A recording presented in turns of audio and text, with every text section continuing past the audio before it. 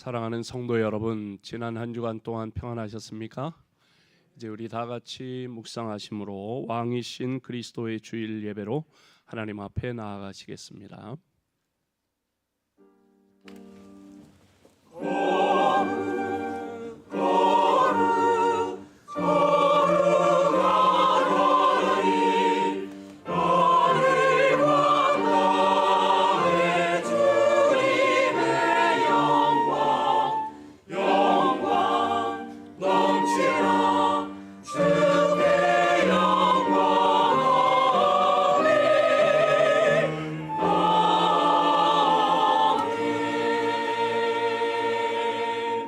아무에게도 악을 악으로 갚지 말고 모든 사람 앞에서 선한 일을 도모하라.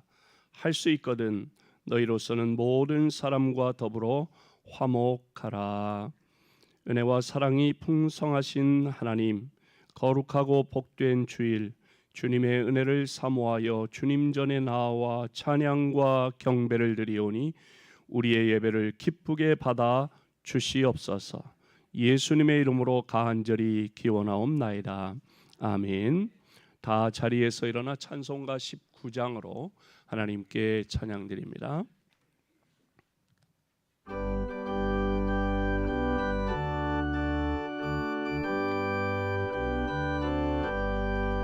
찬송하는 소리에서 사랑 기뻐하도다. 하늘 아버지의 이름 거룩하도다. 세상 사람 찬양하자. 거룩하신 하나님께 할렐루야 할렐루야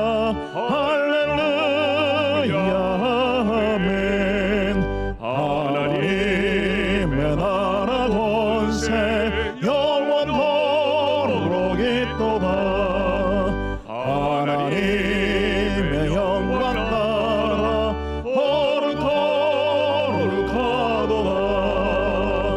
하늘 보좌에 계신 주님 세상 주관하시도다. 할렐루야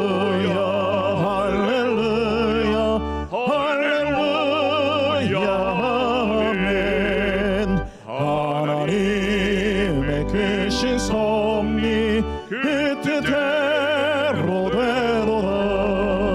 우리 아버지의 뜻은 거룩하도다. 주여 속히 모셔서 기쁜 날을 주옵소서. 할렐루야 할렐루야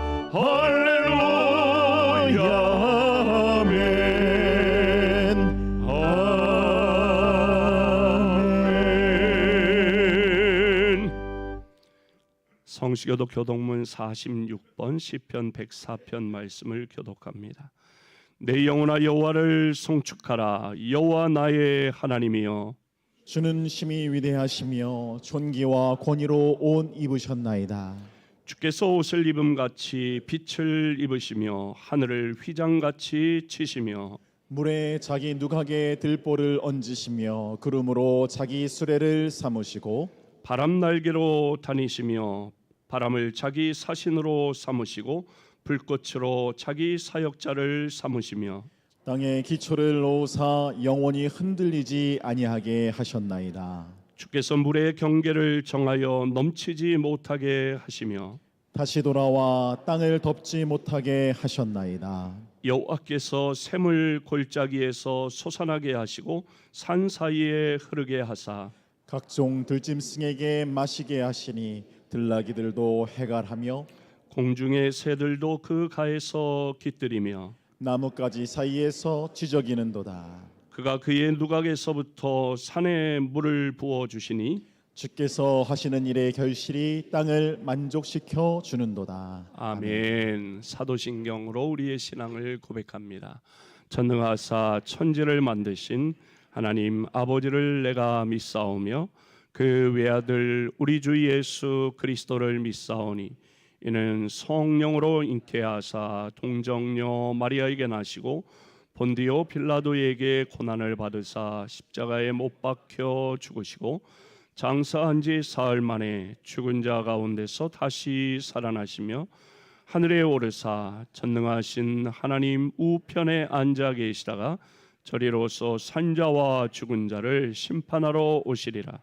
성령을 믿사오며 거룩한 공예와 성도가 서로 교통하는 것과 죄를 사하여 주시는 것과 몸이 다시 사는 것과 영원히 사는 것을 믿사옵나이다. 아멘. 다 자리에 앉으시고 박상수 장로님 기도합니다.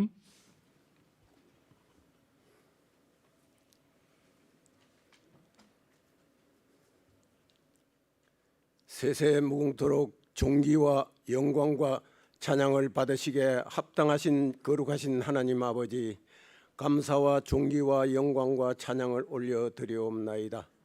시간 때를 따라 도없는 은혜를 주셔서 한 주간 승리의 삶을 살고 오늘 거룩하고 복된 날 우리의 마음과 뜻과 정성을 묻고 하나님 앞에 올려드리오니 아버지께서 크게 영광 받으시고 저희들에게는 한없는 은혜와 사랑과 축복의 기이한 시간이 되게 인도하여 주시옵기를 간절히 바라옵고나옵나이다. 항상 하나님께서 저희들을 눈동자같이 지켜주시고 보호하여 주셔서 감사하옵고 아버지 앞에 모든 것을 우리의 마음과 정성을 다 쏟아 하나님 앞에 영광 돌리는데 최선을 다하는 저희들 에게 인도하여 주시옵기를 간절히 바라옵고나옵나이다. 우리 신일교회를 하나님 아버지 오랫동안 주님의 은혜로 인도하시고 축복하시고 우리 교회를 통해서 많은 성도들이 또 배출되고 지금은 하나님 아버지 연약한 가운데 있지만은 내년 한 해는 더욱더 큰 승리의 삶을 살게 하시고 더욱더 부흥시켜 주셔서 하나님 아버지 좋은 일꾼들을 많이 세워 주시옵소서. 올해도 하나님 아버지 1년 동안 승리로 인도하여 주시고 축복으로 인도하여 주신 가운데 감사를 드리옵나이다. 모든 정기총회와 사무총회를 은혜 중에 진행될 수 있도록 주님께서 축복하여 주시고 또 세우신 귀한 일꾼들을 하나님 아버지 축복으로 인도하여 주시옵소서. 그 사명과 그 직분을 감당할 때 하나님께서 높이 영광 받으시고 저희들에게는 한없는 은혜와 사랑과 축복이 되게 인도하여 주시옵소서. 죽도록 충성하라 그리하면 생명의 면류관이 내게 있으리라 하였사오니 그 말씀을 잊어버리지 말고 항상 마음 깊이 새기고 위로는 하나님을 사랑하고 이 내 이웃을 내 몸과 같이 사랑하는 복된 심령들이 다 되게 축복하여 주시옵기를 간절히 바라옵고나옵나이다.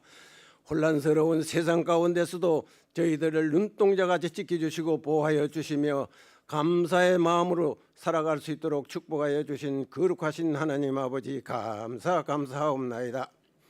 나라와 이 민족을 축복하시고 아버지께서 오랫동안 영광을 받으셨던 거룩하신 하나님 아버지, 나라가 혼란스럽지 않도록 위정자들이 정치를 잘해서 백성들이 하나님 아버지 마음 놓고 생활할 수 있도록 귀한 축복 내려 주시옵기를 간절히 바라옵고나옵나이다.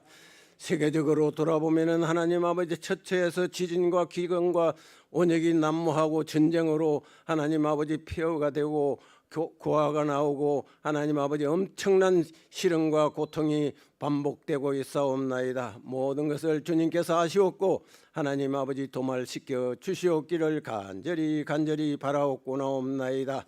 해외에 나가 있는 모든 선교사님들도 열심히 하나님 아버지 그 자리에서 그 사명 그 직분을 잘 감당할 수 있도록 귀한 축복 내려 주시옵기를 간절히 바라옵고나옵나이다.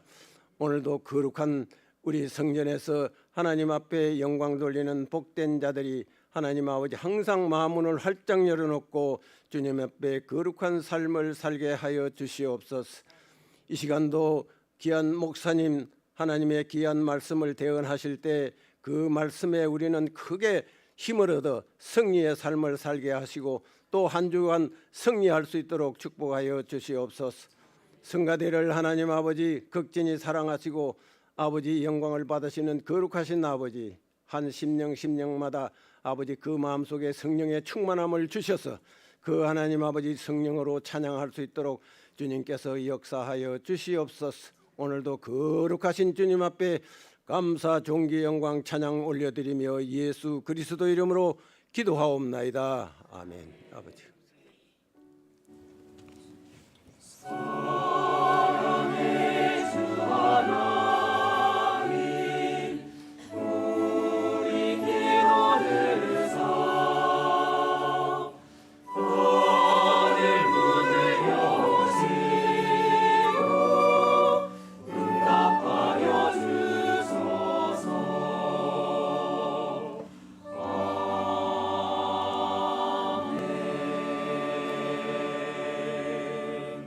찬송가 218장으로 하나님께 찬양드리며 예물 봉헌합니다.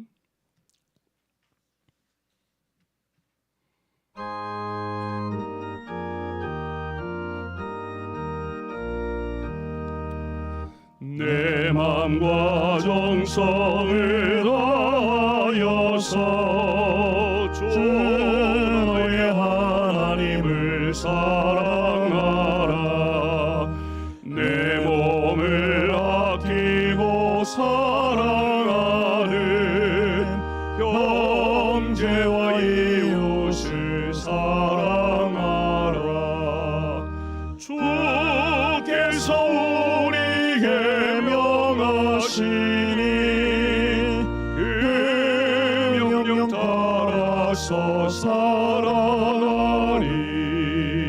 널 미워 애치는 원수라도 언제나 너 괴롭게 사랑하라.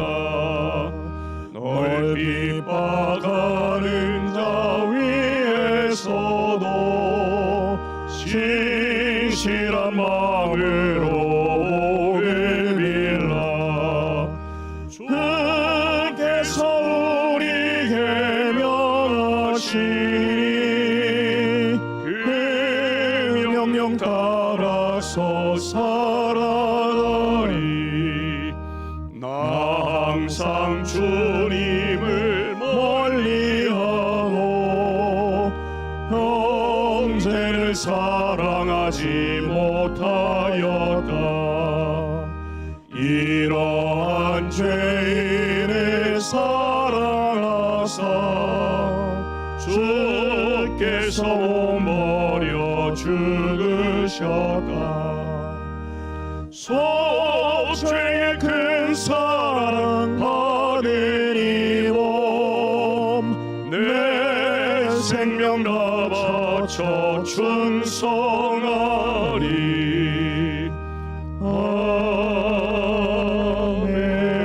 아멘. 하나님 아버지 감사합니다. 우리를 죄악 가운데 구원하시어 하나님의 자녀 천국 백성 삼아주신 구원의 하나님 감사합니다.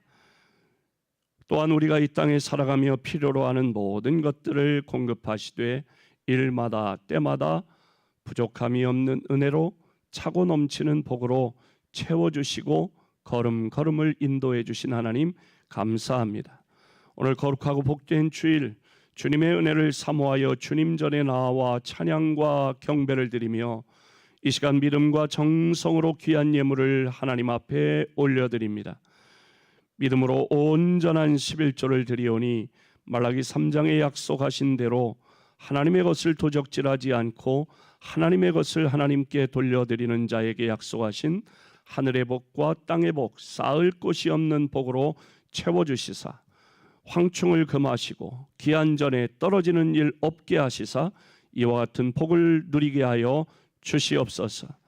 내가 가지고 누리는 모든 것 생명 호흡까지도 하나님이 허락하신 것을 믿고 감사하며 오늘 이 자리에 있기까지 인도하신 하나님의 은혜에 감사하며 감사의 물을 드리오니 남은 생애에도 하나님의 능력의 손길을 날마다 경험하며 감사의 이유가 조건이 풍성케 하여 주옵소서.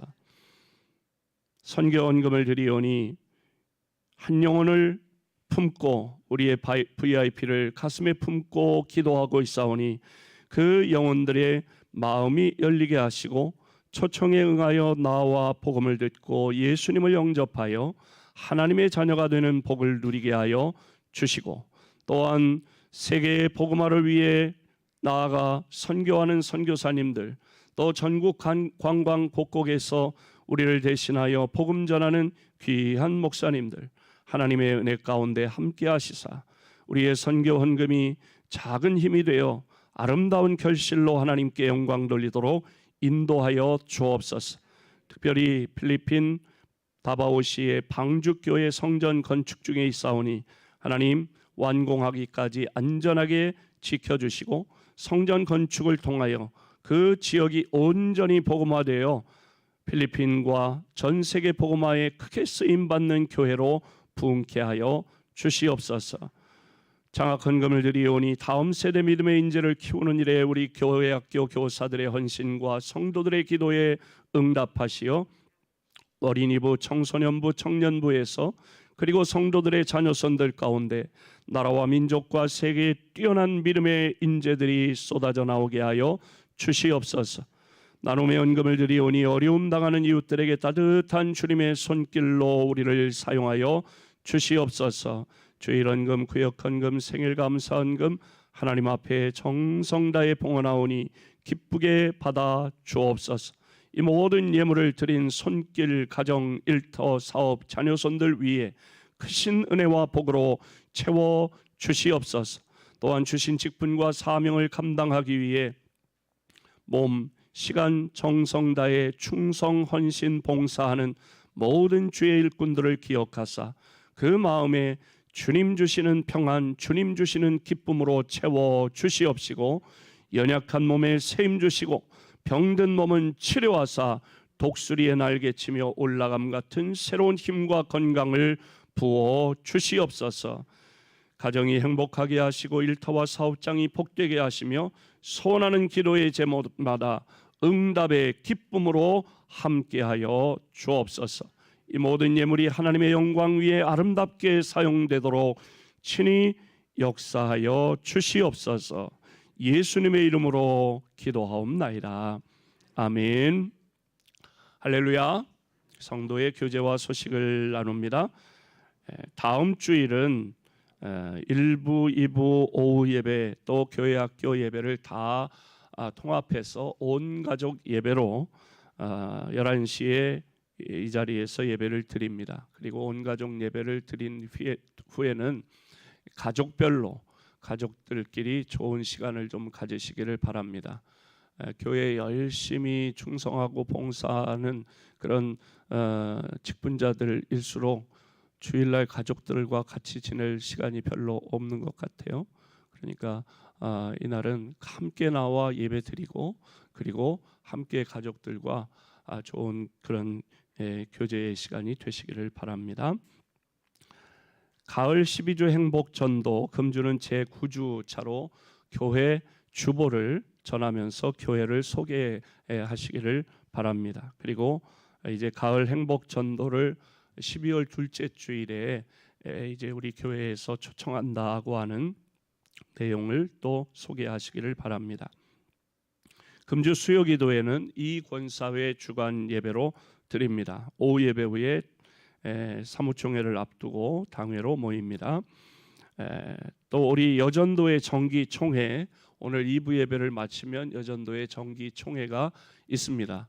권사회, 남전도회, 여전도회 총회 보고서를 사무실로 제출해 주시면 감사하겠습니다.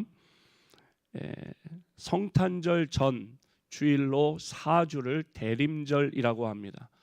이 땅에 오신 예수님을 기다리는 임하시는 예수님을 기다린다 해서 대림절입니다. 이 대림절을 맞이해서 그래서 11월 30일 다음 주일부터 대림절인데 대림절을 맞이해서 로마서 바이블에 동참하시기를 바랍니다. 지난 사순절에 비해서 3분의 1 정도 분량입니다. 그래서 아까 일부 예배를 마치고 날 때까지 40명이 이걸 가지고 가셨고 기록 거기에 이름을 남기셨는데 가지고 가실 때 이름을 남기셔서 몇 분이 동참하시는지 확인할 수 있도록 하시고 대림절 성탄절을 앞두고 하나님의 말씀을 통해 하나님과 좀 가까워지는 그런 기간이 되시기를 바랍니다. 필리핀 방주교회, 우리 교회가 올해는 55주년인데 내년이 56주년인데 56주년 기념으로 해외 사진 보여주세요. 이제 우리 세 번째로 다바오에 성전을 건축합니다. 방주교회 성전 건축 중인데 지난 한 주간 공사 현황 사진이 되겠습니다. 거의 이제 마무리 단계로 들어간 것 같습니다.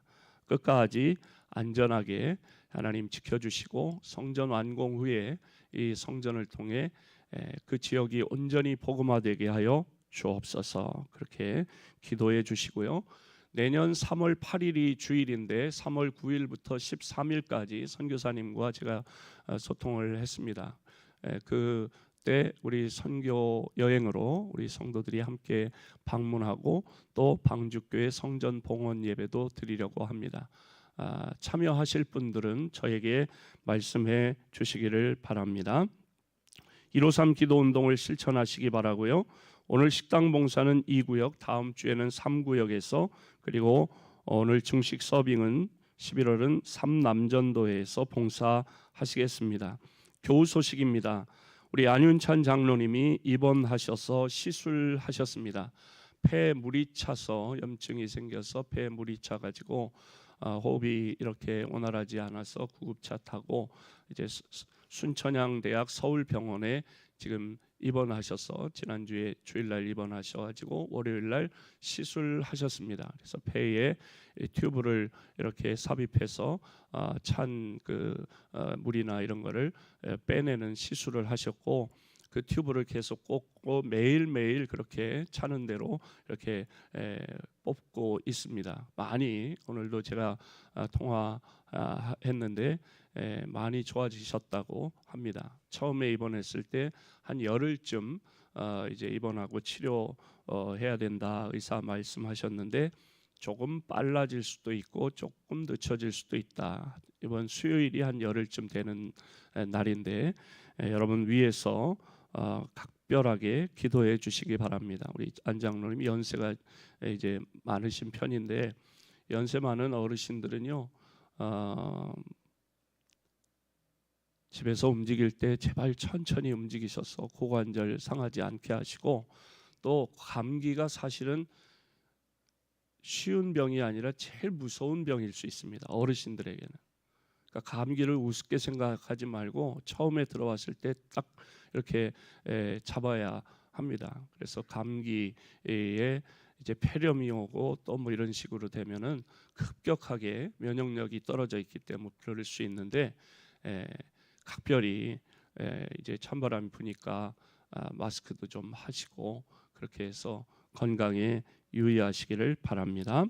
다른 알리는 말씀이 없으시면 오늘 우리에게 주시는 기록된 하나님의 말씀은 창세기 13장 8절 9절 말씀 심효숙 권사님 봉독하시고 할렐루야 찬양대 찬양으로 하나님께 영광 올려드립니다. 아브라함이 롯에게 이르되 우리는 한 친족이라 나나 너나 내 목자나 네 목자나 서로 다투게 하지 말자. 네 앞에 온 땅이 있지 아니하냐. 나를 떠나가라. 네가 좌하면 나는 우하고 네가 우하면 나는 좌하리라. 아멘.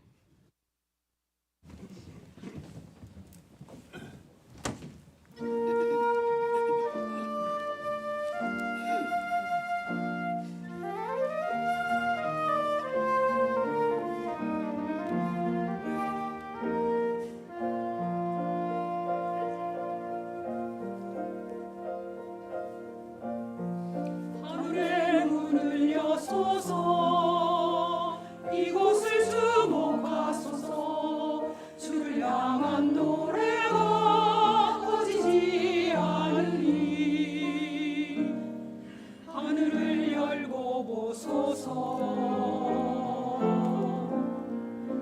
이곳에 임재하소서. 주님을 기다립니다. 기도의 향기가 하늘에 닿으니 주여 임재하여 주소서. 이곳에 오셔서 이곳에 앉으소서. 이곳에서 드리는 예배를 받으소서. 주님의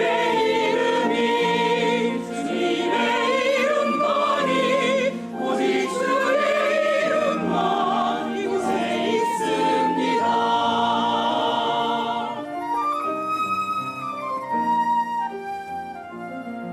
이곳에 임재하소서. 주님을 기다립니다. 기도의 향기가 하늘에 닿으니 주여 임재하여 주소서. 이곳에 오셔서 이곳에 앉으소서. 이곳에서 드리는 예배를 받으소서. 주님의 이름만이 오직 주의 이름만 이곳에 오셔서 이곳에 앉으소서. 이곳에서 드리는 예배를 받으소서. 주님의 이름만이 오직 주의 이름만 이곳에 있습니다.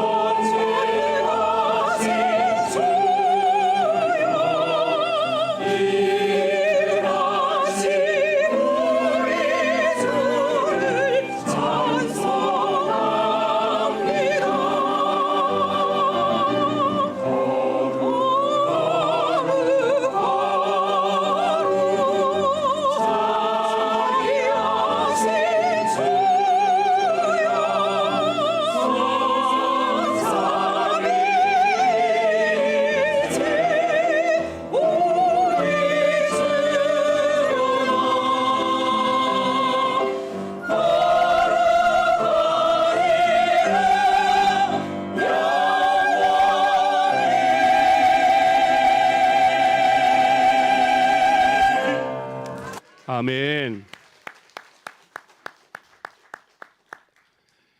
성경에 나오는 인물 중에 바울만한 인물을 찾기가 쉽지 않습니다. 바울은 당시에 알려진 유럽과 소아시아 지역을 세 차례에 걸쳐서 일일이 발로 뛰면서 전도하고 선교하고 교회를 세웠고 신약의 절반 정도를 기록할 정도로 대단한 인물이죠. 그는 말하기를 내가 그리스도를 본받은 것 같이 너희는 나를 본받는 자 되라고까지 말했습니다. 그런 바울도 다른 사람과 갈등이 있었습니다. 사도행전 15장을 보면 제2차 선교여행을 떠나려고 준비할 때에 1차 선교여행을 바울과 함께 했던 바나바는 자신의 조카인 요한 마가를 2차 선교여행에 함께 또다시 데리고 가자 그렇게 제안을 했습니다. 하지만 이 제안에 대해서 바울은 반대했습니다. 왜냐? 1차 선교여행 때도 함께 갔었습니다. 요한 마가를 데리고 함께 갔었는데 그 요한 마가는 선교여행을 이렇게 따라다니다 보니까 너무 힘든 거예요. 그러니까 중간에 난 힘들어서 도저히 못하겠다 그러고 중도에 포기하고 그냥 돌아가 버렸습니다. 이 일 때문에 바울과 바나바는 대판 싸웠습니다. 두 사람 사이의 갈등을 해결할 수가 없어서 두 사람은 결국 갈라서고 말았습니다. 그래서 바울은 2차 선교 여행을 떠날 때 바나바와 함께 가지 않고 대신 실라와 함께 선교 여행을 떠나게 되었습니다. 이때만 해도 바울 사도의 신앙 인격은 아직 온전히 성숙하지 못했다. 지금 신앙이 아직 다 자라나지 못하는 그런 과정에 있었던 것 같습니다. 사실 불완전한 사람이 두 사람 이상 모이면 반드시 크고 작은 갈등이 생기게 마련입니다.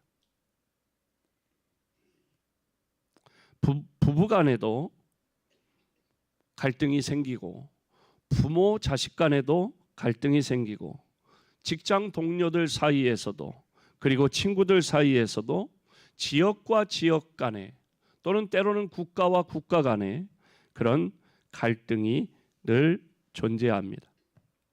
심지어 교회에서도 갈등이 있습니다. 왜요? 불완전한 사람들이 모여 있기 때문입니다. 성도와 성도 간에 갈등이 생기고, 집사와 집사 간에도 갈등이 생기고, 목사와 때로는 성도 간에도 갈등이 생깁니다. 그렇기 때문에 불완전한 사람들이 모였기 때문에 갈등이 생기는 것을 알고, 교회에서 갈등이 생긴다고 너무 놀라지 마세요. 갈등을 너무 침소봉대해가지고 막 이렇게 크게 이야기할 것도 없습니다. 부부간에 조그마한 갈등만 있으면 당장 갈라설 것 같이 그렇게 할 필요 없습니다. 교회에서도 조금만 갈등이 생기면 곧 교회를 문 닫는 것 같이 그렇게 생각할 필요가 없습니다. 왜? 불완전한 사람들이 모인 곳에는 항상 크고 작은 갈등이 있는 법이니까요. 우리는 물론 없는 갈등을 일부러 불러올 필요는 없습니다. 그러나 어차피 생긴 갈등이라면 그 갈등을 잘 풀어나가고 잘 해결하면 됩니다. 그 갈등을 잘 해결하고 나면 이전보다 더 성숙해질 수 있고, 비온 뒤에 땅이 굳어진다는 말처럼 될 것입니다. 그러면 갈등이, 이왕 생긴 갈등이 있다면 그 갈등을 어떻게 풀어가고 어떻게 해결할 수 있을까요? 하나님이 주시는 처방을 우리가 잘 받아들여서 우리들 사이에 생기는 크고 작은 갈등은 올바른 방법, 성경적인 방법, 하나님의 방법으로 해결해 나가야 할 것입니다. 그래서 그게 부부간이든 부자간이든 성도간이든 우리 사이는 갈등의 연속이 아니라 화합의 한마당이 될 수 있도록 해야 할 것입니다. 그러면 갈등을 하려면 어떻게 해야 할까요? 첫 번째, 강한 자가 먼저 양보해야 합니다. 본문 창세기 13장 8절 9절 말씀은 삼촌 아브라함과 조카 롯 사이에 일어난 갈등이 나옵니다.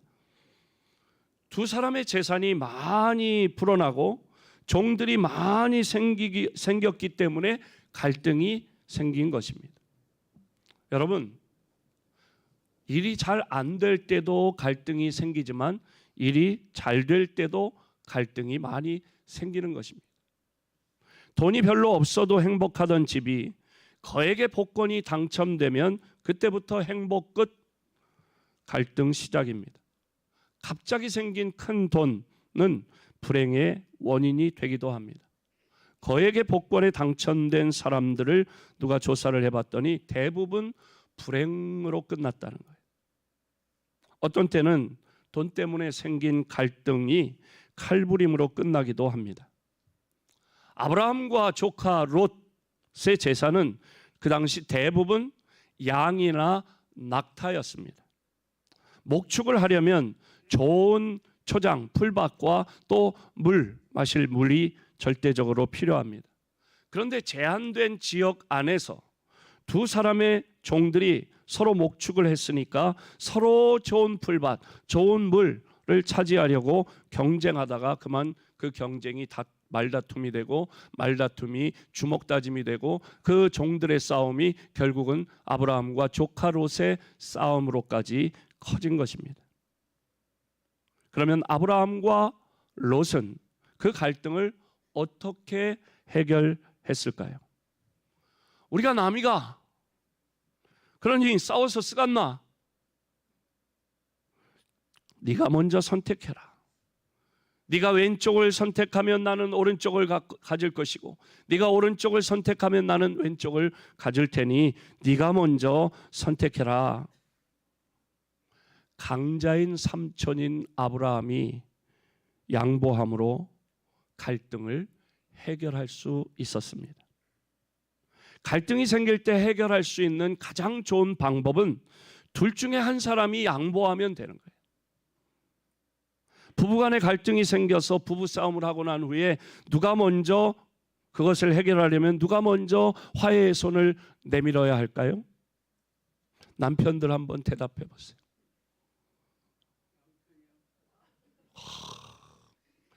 이 유건사님이 지금 독감에 걸려가지고 못 오셨는데 영상으로 유미재 권사님, 장장로님이 남편이 먼저 해야 된대요.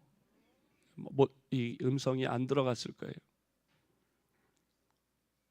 여성들 한번 대답해 보세요. 누가 먼저 사과해야 돼요? 남편. 김장로님 잘 들으셨어요? 늘 우리 양 권사님은 우리에게 웃음을 주는 이 유머 감각이 뛰어나세요. 이렇게 생각할 수 있고 저렇게 생각할 수 있겠죠. 여러분, 강하다고 생각하는 사람이 먼저 양보하면 됩니다. 남편은 흙으로 만들었고 성경에 보니까 창세기에 보니까 아담은 흙을 빚어가 하나님이 만드셨고 하와는 여자는 아담의 갈비뼈를 취해서 뼈로 만들었다네요. 흙 소재가 재료가 흙과 뼈 그 차이가 있으니 그러니 여자가 더 강하다. 그렇게 생각되시면 여성들이 먼저 사과를 하고 뭔 소리야? 그래도 등치로 보나 힘으로 보나 남편이 더 세지. 그렇게 주장하고 싶으시면 남편이 먼저 사과를 하면 되겠죠. 남편이 먼저 사과했을 때, 장장로님이 먼저 사과했을 때, 유건사님 기억하세요. 남편이 먼저 잘못했다고 말하면 좀 덜 떨어진 아내들은 남편이 진짜 잘못한 줄 알고 남편을 더 막 구박하고 더 몰아붙이셨는데 그러면 될까요? 안 될까요? 알긴 참 잘 알아요. 네.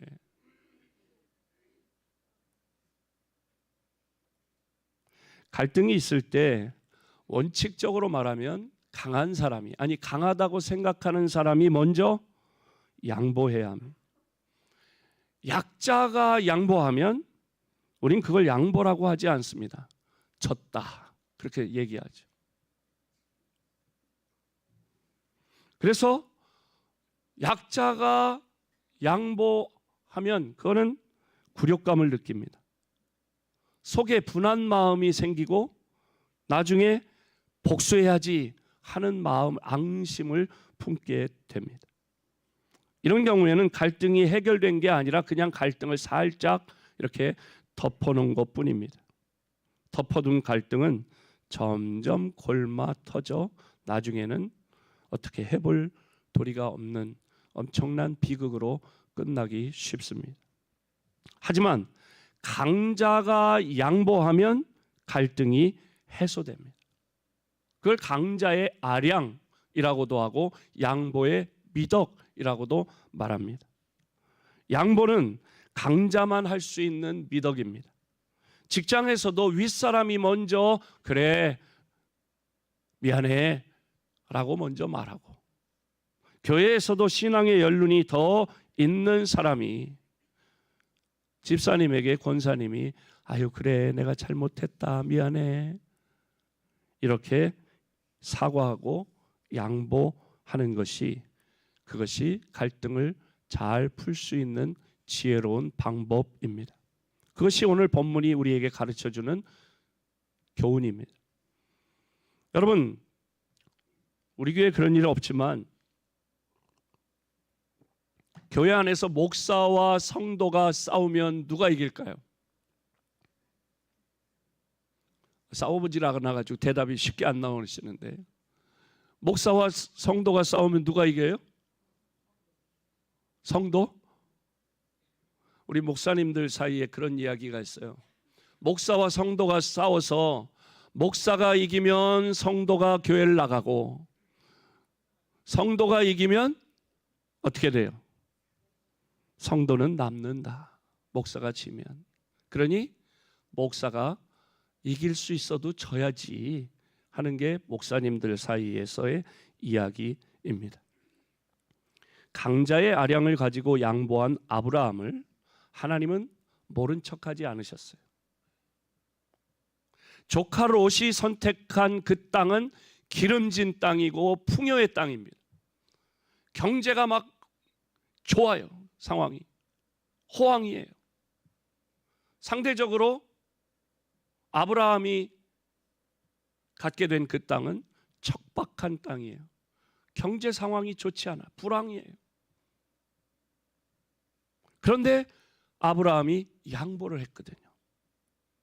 그걸 하나님이 아시니까 하나님이 아브라함을 모른 척하지 않으셨어요. 그 이후에 아브라함의 행적을 보면 승승장구였습니다. 100세 되어서 아들을 낳았고요. 그리고 그 후손이 지금 전 세계에서 숫자에 비해서 가장 영향력이 많은 그런 유대민족이 되었습니다. 그런데 양보를 받은 롯은 어떻게 됐을까요?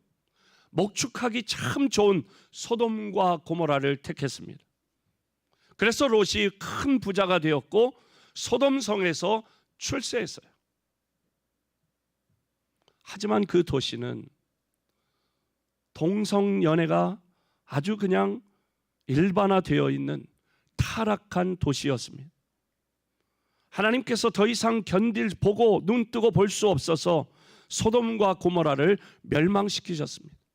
그때에 이 롯의 가족이 아브라함의 기도를 들으시고 하나님께서 롯의 가족을 탈출시키셨는데, 그런데 그만 탈출하다가 롯의 아내가 두고 온 재산, 두고 온 폐물, 두고 온 모든 값나는 것들이 생각나서 집을 향해 뒤돌아보다가 어떻게 됐어요? 그만 소금 기둥이 되고 말았어요.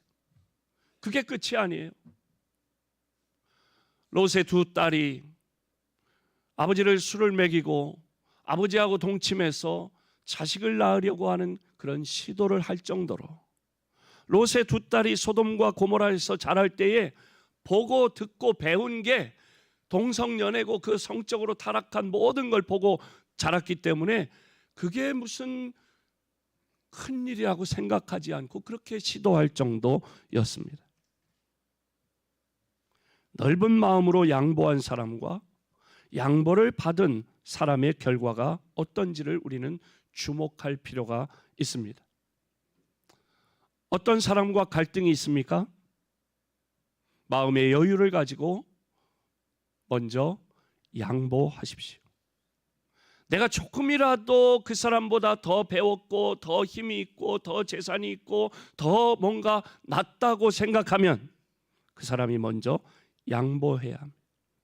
그럼 갈등도 해소되고 먼저 양보한 사람이 손해볼 것 같지만 하나님께서 더 크게 갚아 주실 줄로 믿습니다.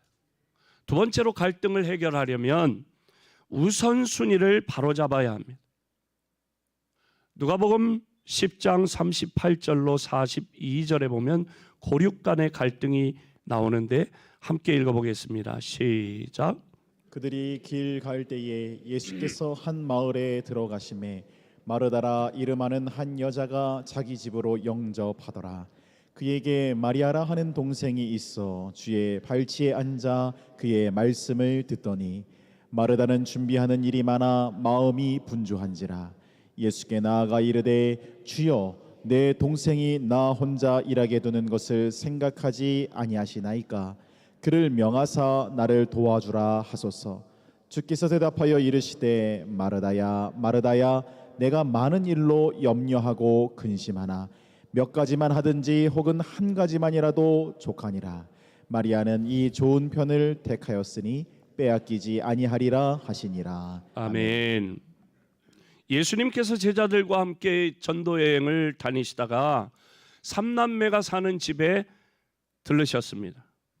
그때 언니 마르다는 손님들이 많이 왔기 때문에 음식을 준비하느라 몸이 10개라도 모자랄 정도로 분주했습니다.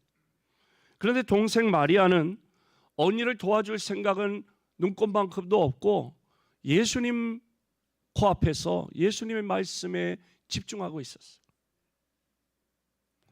마르다는 그걸 보니까 왕짜증이 났어요. 그럼 마르다가 예수님에게 요청합니다. 예수님, 마리아에게 좀 언니 좀 도와주라고 하세요. 그렇게 얘기를 했어요. 그것도 해결책 중에 하나가 되겠지요. 그러나 주님의 해결책은 무엇입니까? 너 많은 일을 하고 분주한 가운데 있는데 그 중에 몇 가지만 하든지 아니면 제일 중요한 한 가지만 해. 이렇게 우선순위를 바로 하라고 하는 것이 예수님의 해결책이었습니다. 중요한 일을 먼저 해야지 그걸 뒤바꾸면 갈등이 생기고 문제가 생깁니다. 우리의 갈등하는 가운데에는 우선순위가 정리가 잘 안 돼서 생기는 경우가 많습니다. 우선순위 중에는 당사자 모두가 공감하고 있는 것, 그래서 우선순위가 분명한 경우가 있습니다. 우리 크리스찬들에게 있어서 일반적으로 우선순위를 말하면 주님, 그리고 가정, 그리고 일, 그리고 그 이외의 것들이라고 우리가 우선순위를 매길 수 있을 거예요. 이 순위를 잘 기억하세요. 주님, 가정, 일, 그 이외의 것들. 같은 주님의 일도 전체적인 일이 부분적인 일보다 먼저입니다. 교회 전체를 봐야지 우리 부서만 봐서는 안 되는 거죠. 우선순위를 공유하고 있는 경우에 그것을 깨려고 할 때 갈등이 생깁니다. 예수 믿는 부부의 경우에 남편은 주님께 드리는 헌금을 먼저 떼자고 하고 아내는 아이 학원비를 먼저 떼고 그 다음에 남은 돈으로 헌금하자. 그러면 부부 사이에 때로 갈등이 생길 수도 있습니다. 공유하는 우선순위가 없는 경우에는 각자에게 맡기는 게 좋습니다. 단체적으로 공동체적인 일이라면 의논해서 함께 합의를 도출할 수 있고, 그것이 개인적인 일이라면 자기가 좋아하는 대로 하면 됩니다. 이런 경우에는 누가 맞고 누가 틀린 게 없어요. 이를테면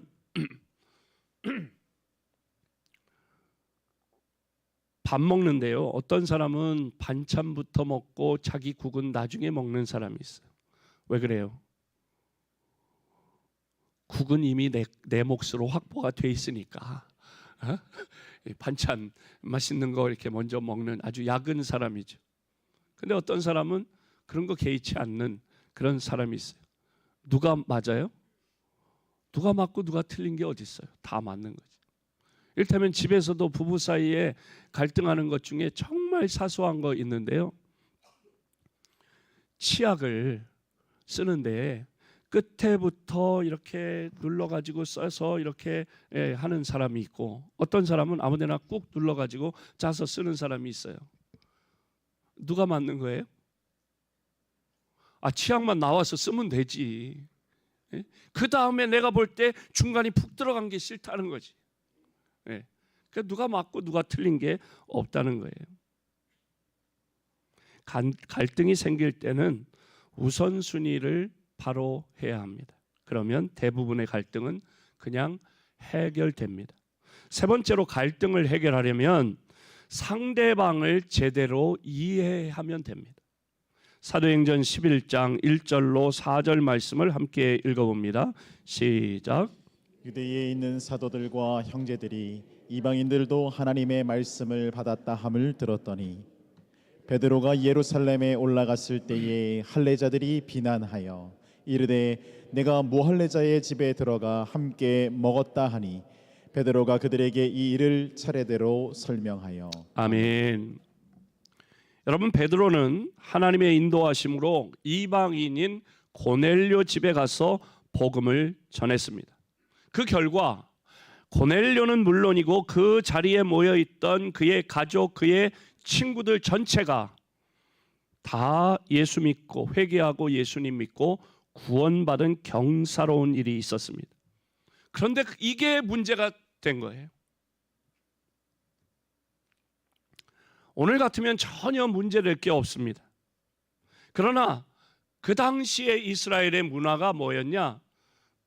이스라엘 민족은 하나님의 선택받은 선민이고 하나님을 믿지 않는 이방인들은 선택받지 않은 개, 돼지로 취급되었어요. 그러니까 개, 돼지와 한 상에서 먹을 수 있다 없다? 없다고 생각한 거예요.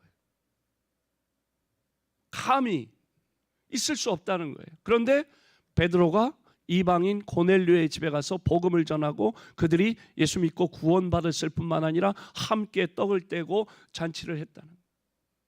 그걸 문제 삼은 거예요. 어떻게 그럴 수 있냐? 근데요, 처음에는 베드로도 똑같은 생각이었어요.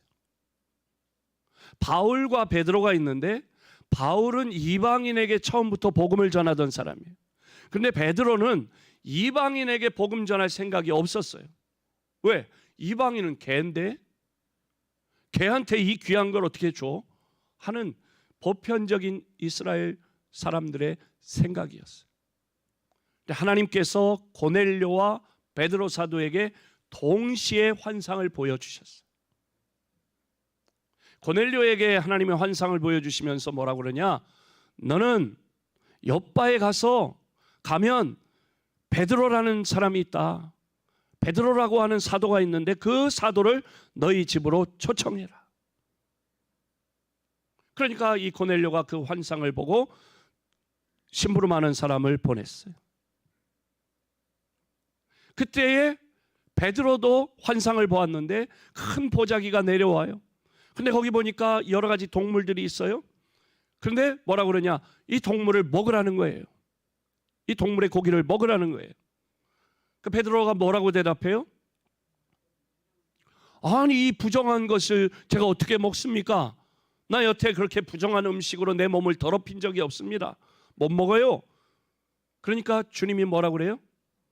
내가 깨끗하게 한 것을 네가 뭔데 부정하다고 그래?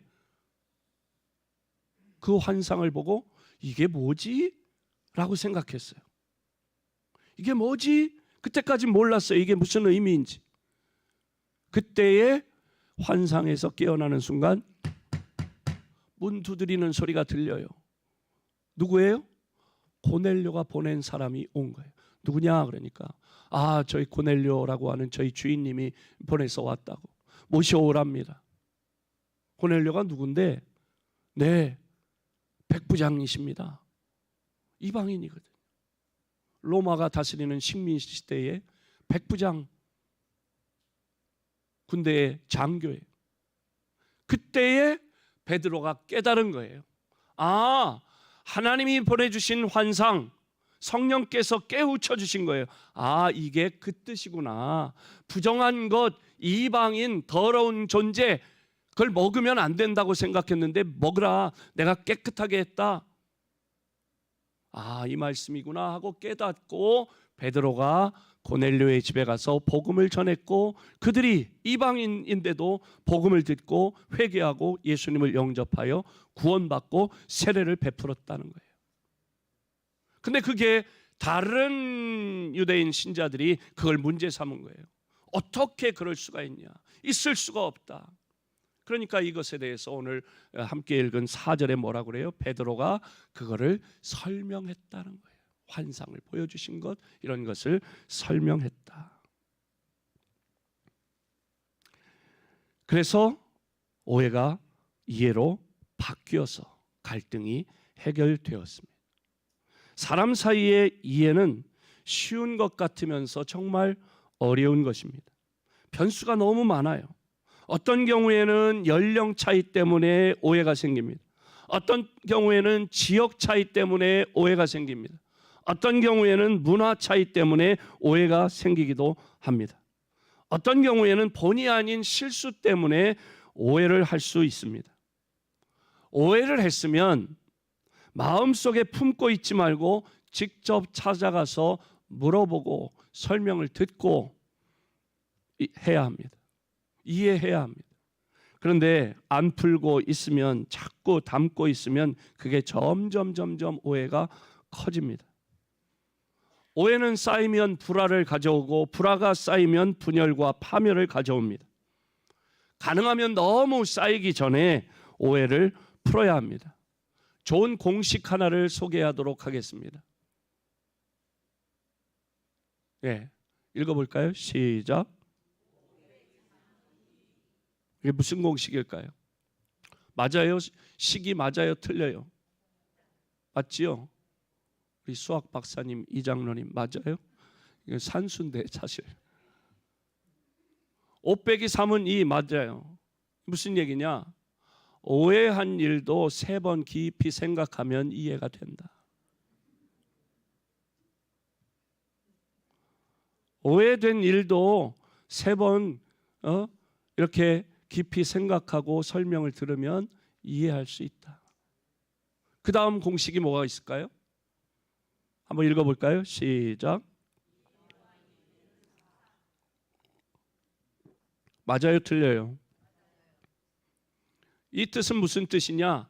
이해하고 또 이해하면 사랑하게 된다. 오해하면 미워하고 원수 되는데, 이해하고 또 이해하면 서로 사랑할 수 있다는 거예요. 서로 잘 이해가 되면 갈등이 해소되는 건 물론이고 사랑까지도 가능하다는 거예요.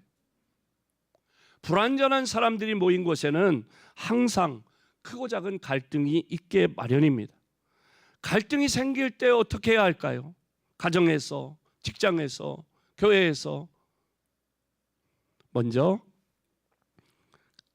강자가, 아니면 강하다고 생각하는 본인이 먼저 양보하면 됩니다. 그리고 우선순위를 명백하게 하면 됩니다. 마지막으로 서로 잘 이해하도록 노력해야 합니다. 우리 사이에는 가정에서든지 학교에서든지 직장에서든지 교회에서든지 갈등이 생겼을 때에 그것을 금세 풀어서 오해하고 분열하는 그런 공동체가 아니라 이해하고 이해해서 서로 사랑하는 그런 공동체를 이루어가는 일에 여러분이 먼저 양보하고, 여러분이 조금 손해보고 갈등을 해소하고 오해를 이해로 바꾸어 사랑의 공동체를 이루어 가시기를 주님의 이름으로 축복합니다. 다 자리에서 일어나 주기도문 찬양 함께합니다.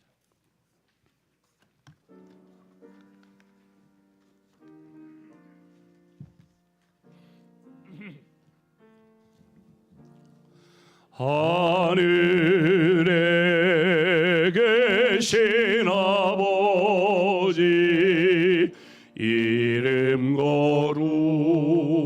거룩하사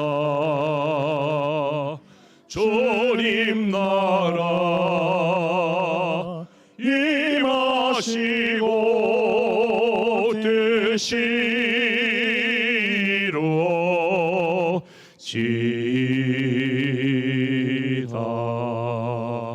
일용할 양식 주시고 우리들의 큰 죄 다 용서하옵시고 또 시험에 들게 마시고 악에서 구원하소서. 내게 주의 나라 주의 권세 주의 영광 영원히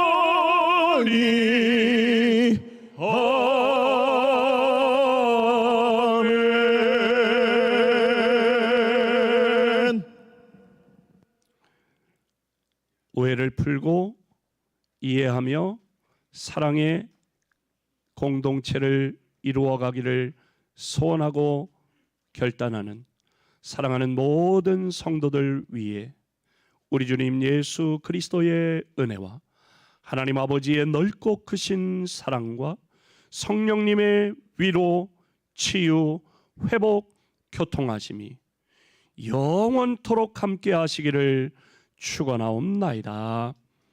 아멘. 주